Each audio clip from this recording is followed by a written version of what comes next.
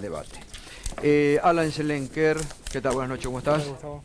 ¿Cómo estás? ¿Bien? Bien. Mientras se retira enseguida también va a estar ya también tu abogado, así que... y vamos a hablar enseguida también de esta causa que te ha traído nuevamente a la ciudad de Buenos Aires, porque no estás viviendo en Buenos Aires. No, estoy viviendo en el interior, en Córdoba. Se ha reactualizado esta semana todo el tema de la violencia en el fútbol, Barra Brava, suspendió Scioli una cancha. ¿Cuál es el entramado por el cual no se puede terminar con ese flagelo que es la violencia, los Barra Brava, los negociados?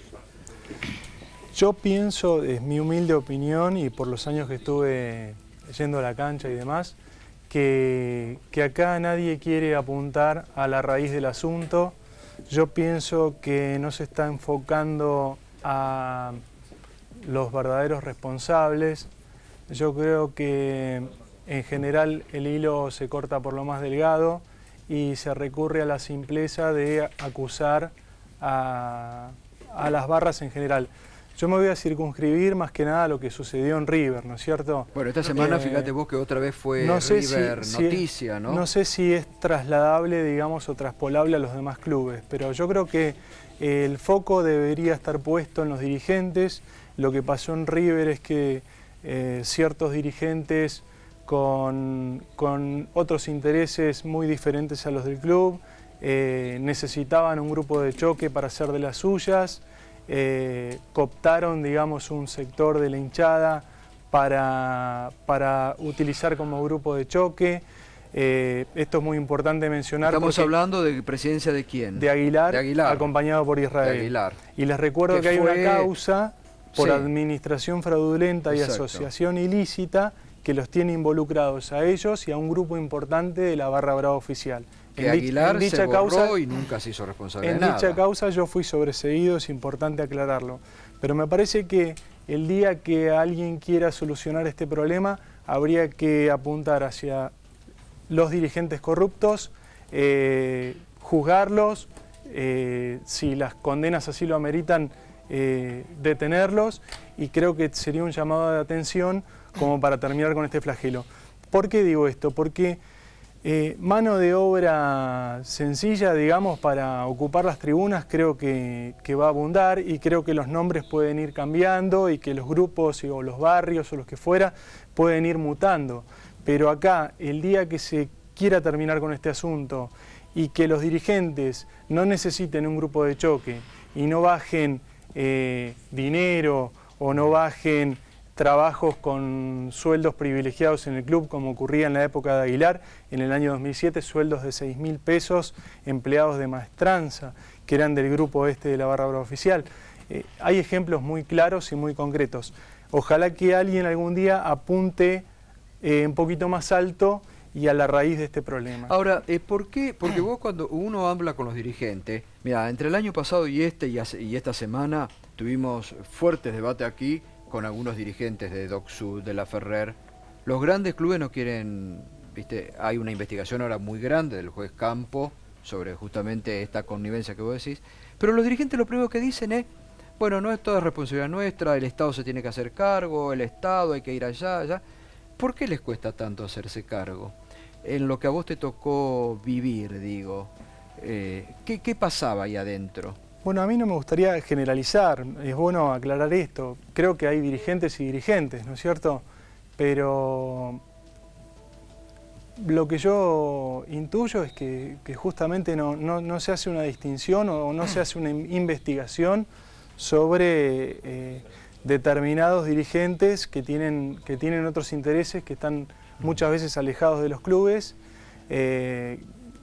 Algunos muchas veces pueden tirar la pelota afuera, pero otros, como el caso que te acabo de mencionar, todo lo contrario de eso, han recurrido a fomentar, digamos, un grupo de choque para tener algún tipo de protección. Y ahora, Alan, yo te escucho hablar con mucha atención y vos pareces un analista de la realidad. Vos fuiste un protagonista del lado de los violentos.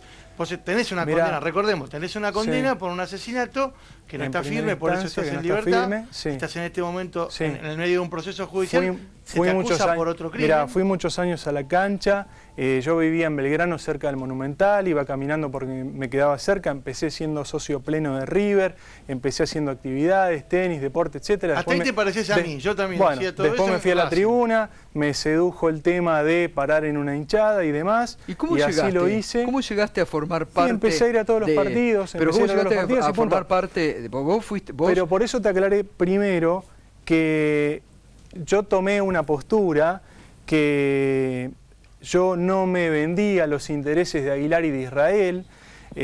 Recuerdo que esto está aprobado por una investigación de administración fraudulenta y asociación ilícita, y yo en un principio entré por inmaduro, por lo que quieras, pero desplazaste a los poderosos que como en ese quieras. momento estaban. No, pero lo más importante es que yo, tal vez desde ese sector, y la gente que estaba en River te lo puede decir, empecé a interesarme por la política del club y tenía ganas de ser dirigente y de ir a la platea, de ponerme el saco y corbata y demás. Eso la gente de River, el que iba todos los días y mucha gente te lo puede asegurar.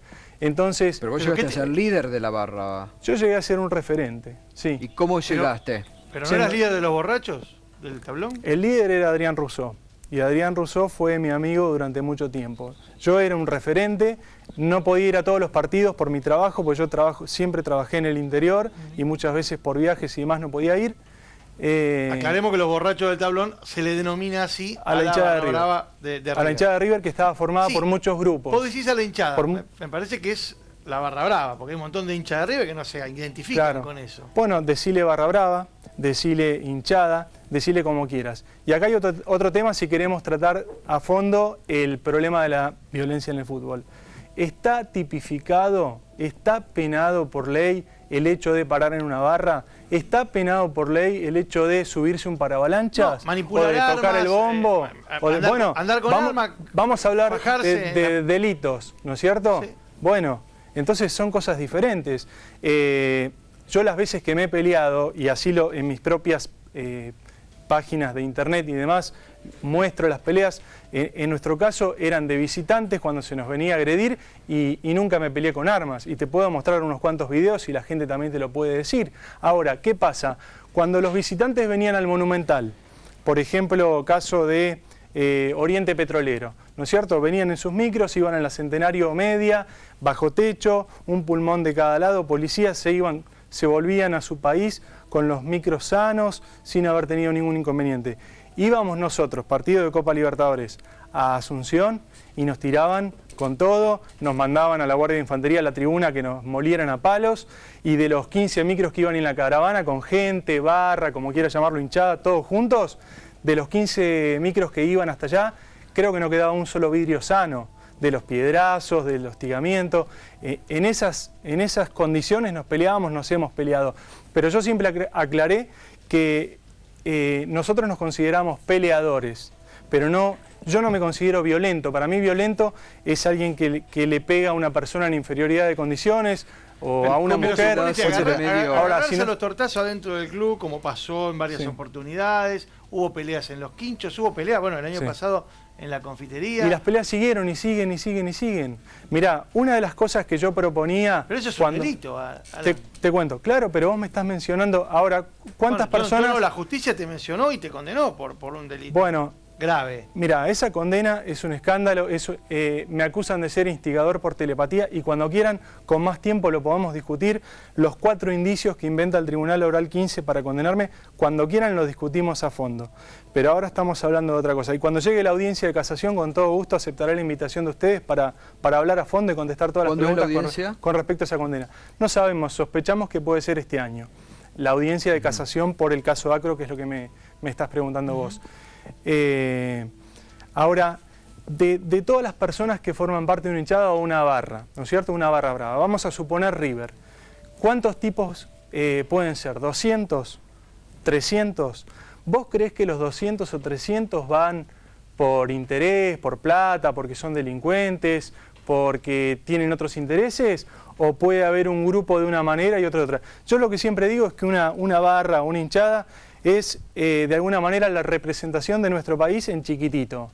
Yo te puedo asegurar que en la hinchada de River o Barra Brava, como quiera llamarlo, no hay ningún problema, había profesionales, había contadores, había ingenieros, había, obviamente no se hacen ver, obviamente... De todas estas profesiones hay gente que está condenada por delitos, o sea, ser ingeniero, ser médico, está bien, ser abogado... pero por eso te digo, hay de todo, como en nuestro país, pero de una manera reducida. Es lo mismo. Ahora, me parece casi un acto de discriminación decir, bueno, porque te subías a la avalancha, sos delincuente, porque eso no está tipificado. Disculpame, o porque llevabas banderas y bombos, o porque alentabas. Nadie te condena por eso. ¿Entendés? Alan, me parece que la condena pero no se está generalizando. Ahora, Alan, se generaliza. Vos recién decías, ¿no? Porque esto también mucha gente se pregunta, ¿no?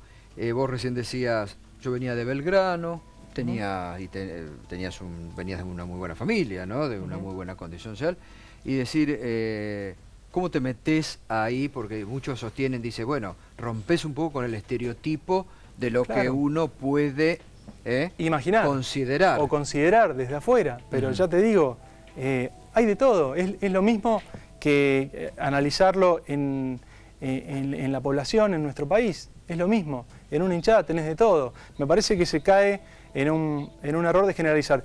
Y déjeme decir algo muy importante, justamente una de las cosas que yo planteaba y que yo proponía en su momento cuando tenía ganas de ser dirigente y demás, es no negar a una barra o no negar a una hinchada. Yo lo que decía es, hay que darles algún tipo de identificación que sea intransferible, que vaya acompañada por el documento. Por ejemplo, a 200 tipos, démosle un carnet especial o una especie de registro acompañado por el documento. Pero vos pretendés que no cobren, por ejemplo, no les cobren la entrada. Discúlpame. Por ejemplo, no. Mi propuesta, ¿cuál era en ese momento? Y déjame desarrollarla. Era, por ejemplo, identificar de alguna manera a un grupo, por ejemplo, a 200 tipos, con una entrada intransferible, que no se pueda revender y demás, y de alguna manera asegurar lo que fuera entradas y viajes para la hinchada, y 0 pesos. ¿Y por qué? Y 0 pesos. ¿Con qué criterio vos le regalás a una persona? Porque a mí me gustaría que en una tribuna haya una hinchada que lleve banderas, que lleve bombos y que aliente. Estaría bueno que haya pibes, pero sin intereses, pobres que no pueden llegar a la cancha. Pero sin intereses, ¿me entendés? Por ejemplo, vos vas a ir a un boliche, vos vas a un boliche con frecuencia, empezás a ir y ya vas hace 2 o 3 meses, y tal vez te empiezan a dejar, automáticamente te ven conocido y te dejan pasar. Entonces, de alguna manera es parecido, pero a mí no me parece tan grave. A mí me parece que lo grave es justamente que haya otros intereses, ahora, cuando que haya... que les den negocios para que les den negocios, nunca que participen. Vos siendo uno de los referentes. Y te voy a decir más, yo perdí plata. Yo en octubre de 2006, ingresé, porque además soy piloto comercial de primera clase, ingresé a Aerolíneas Argentinas. A mí me mandó un mail a Aerolíneas Argentinas pidiéndome talle de camisa y de zapatos para prepararme el uniforme, y si querés te lo puedo mostrar. Y en febrero de 2007 fue el despelote de los quinchos, que todos recordarán, obviamente quedé afuera. Entonces yo te puedo acreditar que mi situación económica siempre fue la misma, y que incluso yo por este berretín, que entiendo que puede ser cuestionado, que entiendo que es un lugar mal visto y todo lo que quieras. Perdiste más de lo que ganaste. Pero yo he perdido muchísimo, por supuesto. 2 años preso, por supuesto. Tus problemas empezaron cuando intentaste ser dirigente del club. Yo creo que mi problema empezó cuando me enfrenté con Aguilar y con Israel. Nosotros en ese momento, ¿por qué te enfrentaste todos los ahí? domingos, por lo que pasó después de la reelección de Aguilar, porque había un montón de cuestiones turbias, porque Aguilar sedujo a un grupo de la barra que se empezó a llamar la Barra Brava Oficial, con recibos de sueldo, con sueldos de 6.000 pesos, y que los utilizaban, por ejemplo, en la reunión de comisión directiva, que Aguilar cuando se trató la venta de 16 juveniles que se vendieron por una suma irrisoria, creo que de $3,5 millones, que había triangulaciones escandalosas con el Locarno, etcétera. ¿Qué hacían ellos? Necesitaban un grupo de choque, y pueden preguntarle a por lo menos 50 personas que concurrían a esas reuniones, que iba Adrián Rousseau musculosa para intimidar a los opositores, para que esas transferencias de jugadores se concretaran. Tu amigo Adrián Rousseau, ¿cierto? El que acabas de mencionar como ex amigo, claro, justamente. Por eso y por un montón de cosas nos peleamos, y por una división ideológica, porque Adrián en un principio pensaba exactamente igual que yo, pero después se vendió. a los intereses de Aguilar y de Israel. Por eso digo, de apuntar para arriba y de apuntar a la raíz de este problema, que es lo que nadie hace. ¿A vos te costó escindirte entonces de lo que era la dirigencia tradicional en ese momento, de lo que marcaba Aguilar y esta parte o este sector de la barra? Me costó escindirme y yo creo que... No es que me costó escindirme, yo inmediatamente cuando empezaron a suceder ciertas cosas, siempre me manejé con autonomía, ¿no es cierto? Y lo más importante es que yo creo que obviamente subestimé el poder, los contactos, el dinero y todo, cómo se manejaba esta gente, ¿no es cierto? Evidentemente los he subestimado, tal vez por infantil, por inmaduro, por soñador, pero yo creo que el grave error que cometí fue haberme enfrentado con esta gente. ¿Te considerás un tipo violento? Yo no me considero violento porque para mí violento es quien le pega o se pelea con alguien que está en inferioridad de condiciones, o que le pega a una mujer, o que le pega a alguien más chico, lo que fuera. Yo las veces que yo me considero, o me consideraba, mejor dicho, cuando iba a la cancha, peleador. Nosotros nos considerábamos peleadores porque era de locales a los que venían, no los molestábamos, no les rompíamos los micros. Ahora, si nosotros íbamos de visitante y nos molían a palos la Guardia de Infantería, o nos tiraban piedrazos de todos lados, o nos rompían todos los micros, si nos teníamos que pelear, nos peleábamos. Para cuidarnos a nosotros y fundamentalmente para cuidar a la gente de River, y eso lo podés chequear. ¿Volviste a la cancha? ¿Nunca más? No. ¿Nunca más? No. ¿Tampoco tenés ganas? Tampoco tengo ganas, 2 años preso, acusado de instigación por telepatía, por 4 indicios inventados. ¿Por qué instigación por telepatía? Porque la sentencia, el fallo del caso Acro es un escándalo. Yo en ese momento, el primer día de juicio, presenté un escrito... ¿Vos te sentís un perejil ahí? No un perejil, es un invento directamente, porque por todas las investigaciones del caso Acro se pudo determinar que por el uso de la arma, una pistolita 635, la trayectoria de los disparos hacia abajo, que hubo una riña, todo esto lo sostienen el médico forense y el fiscal del caso Acro, ¿no es cierto? Porque Gonzalo Acro está probado que le había cortado el cuello a uno de la banda de Palermo, que se apoda El Urco, que el que atacó a Gonzalo Acro es el compadre del Urco, a quien le habían cortado el cuello, que minutos después del ataque a Acro, los de Palermo llamaron a su abogado personal por asesoramiento profesional. Está el cruce telefónico. Y a mí me acusan de ser instigador por telepatía. Está muy claro de dónde viene, por qué fue. ¿Cuál era tu vínculo con Gonzalo Acro? Gonzalo fue amigo mío durante los años 2004, 2005, 2006, íbamos a bailar y demás. Íbamos a bailar al boliche de Matis, a Sunset, y después si quieren amplío. Era un chico más de la hinchada, era un buen pibe, todo lo que quieran, pero en un momento cuando lo echan de su sueldo de diputado para ese momento, yo creo que en ese momento a él se le salió la cadena en el conocido ataque del Playón, que está filmado y demás, zona liberada. ¿Ahí se pelea con William? ¿Ahí se pelea con William? No, en Los Quinchos se pelea con William y después de pelearse se dan la mano, una pelea de pugilato. Tiempo después vino el ataque del Playón, ¿no es cierto? Que es una causa que están todavía para ir a juicio oral. Zona liberada, las cámaras de River apuntando a las estrellas, etcétera, ¿no es cierto? En el momento que estaba saliendo la gente del estadio, donde tenía que concentrarse teóricamente la energía de la seguridad en las salidas. Zona liberada, entra la barra oficial y ahí está probado, se probó en la investigación que Gonzalo Acro le cortó el cuello, literalmente, a uno de la banda de Palermo. Ahí fue un ataque puntual a la banda de Palermo. Después los de Palermo se reunieron con Adrián Rousseau, le pidieron $50.000 de indemnización, llamémoslo.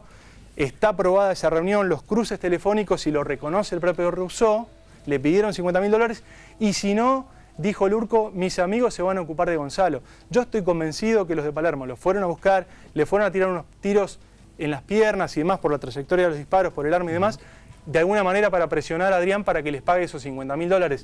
Y a mí me ponen de instigador por telepatía de un hecho que ni siquiera fueron a matar. ¿Estamos de acuerdo? Si está probado que los de Palermo no fueron a matar a Acro, entonces no hay instigación que valga. Y lo último, sí, me acusaron de 4 cosas. Primero era autor intelectual, después autor mediato. lean lo que es autor mediato, que yo tenía el dominio de la voluntad de los atacantes. Después de coautor funcional, por convocar a Kraft, quien no tenía en un teléfono que no correspondía. Y después, por último, instigador. Ya no sabían qué enchufarme. Es un escándalo ese fallo. Vamos a... La verdad que decirte que nunca te has negado desde hace muchos años cada vez que te invitamos, y así que cuando se dé eso te vamos a invitar. Por favor. Sí. Por supuesto, aparte porque tenés interés de declarar. Esta semana, ¿por qué has estado aquí en juicio en San Isidro, no? Sí. ¿Por qué? Otro homicidio.